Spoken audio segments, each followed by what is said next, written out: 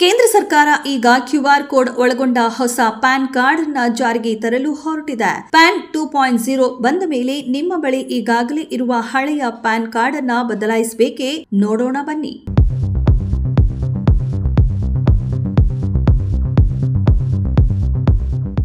PAN 2.0 ದಲ್ಲಿ QR code ಸಹಿತ ಆಧುನಿಕ ತಂತ್ರಜ್ಞಾನವಿದೆ. ಗ್ರಾಹಕರ ಅನುಕೂಲಕ್ಕಾಗಿ ಇದನ್ನು ಇಮೇಲ್ ಮೂಲಕವೂ ಪಡೆದುಕೊಳ್ಳುವಂತೆ ಸರ್ಕಾರ ಅನುಕೂಲ ಕಲ್ಪಿಸಿದೆ. ಈ ಆಡಳಿತ ವ್ಯವಸ್ಥೆಯ ಭಾಗವಾಗಿ ಕೇಂದ್ರ ಸರ್ಕಾರ ಪ್ಯಾನ್ 2.0 ಅನ್ನು ನವೆಂಬರ್ 25ರಂದು ಜಾರಿಗೆ ತಂದಿದೆ. ಆದರೆ ಹೊಸ ಮಾದರಿಯ ಪ್ಯಾನ್ ಕಾರ್ಡ್ ಬಗ್ಗೆ ಕೇಳಿದಾಗಿನಿಂದ ನಮ್ಮ ಬಳಿ ಇರುವ ಪ್ಯಾನ್ ಕಾರ್ಡ್ ಬದಲಾಯಿಸಬೇಕೇ ಎಂಬ ಅನುಮಾನ ಅನೇಕರಿಗೆ ಬಂದಿದೆ. ಇದಕ್ಕೆ ಕೇಂದ್ರ ಸರ್ಕಾರ ಸ್ಪಷ್ಟನೆ ನೀಡಿದೆ.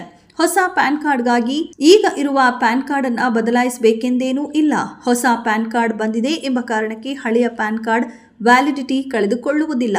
ಹೀಗಾಗಿ ತೆರಿಗೆ ಪಾವತಿದಾರರು ಸೇರಿದಂತೆ ಸಾಮಾನ್ಯ ಜನ ಈ ಬಗ್ಗೆ ಗೊಂದಲಕ್ಕೆ ಒಳಗಾಗಬೇಕಿಲ್ಲ. ಹೊಸ ಪ್ಯಾನ್ ಕಾರ್ಡ್ ಎಲ್ಲ ಸರ್ಕಾರಿ ಏಜೆನ್ಸಿಗಳ ಕಾರ್ಯನಿರ್ವಹಣೆಗೆ ಕಾಮನ್ ಐಡೆಂಟಿಟಿಯಾಗಿ ಬಳಕೆಯಾಗಲಿದೆ. ಹೊಸ ಪ್ಯಾನ್ ಕಾರ್ಡ್ನಿಂದ ನಿಮ್ಮ ಕಾರ್ಯನಿರ್ವಹಣೆ ಮತ್ತಷ್ಟು ಸುಲಭವಾಗಲಿದೆ. ಇದು ಪರಿಸರ ಸ್ನೇಹಿ ವ್ಯವಸ್ಥೆಯಾಗಿದ್ದು ವೆಚ್ಚದ ಹೊರೆಯೂ ಕಡಿಮೆಯಾಗಲಿದೆ. ಇದರಲ್ಲಿ ಸುರಕ್ಷತೆ ಕೂಡ ಹೆಚ್ಚು. ಹಾಗಂತ ಹಳೆಯ ಪ್ಯಾನ್ ಕಾರ್ಡ್ ದಾರರು ಯಾವುದೇ ಆತಂಕ ಪಡಬೇಕಾಗಿಲ್ಲ. ಇದೆಷ್ಟು ಈ ಹೊತ್ತಿನ ಸುದ್ದಿ. ಮತ್ತಷ್ಟು ಸುದ್ದಿಗಳಿಗಾಗಿ ನೋಡ್ತಾ ಇರಿ ಸಿರಿ ಟಿವಿ.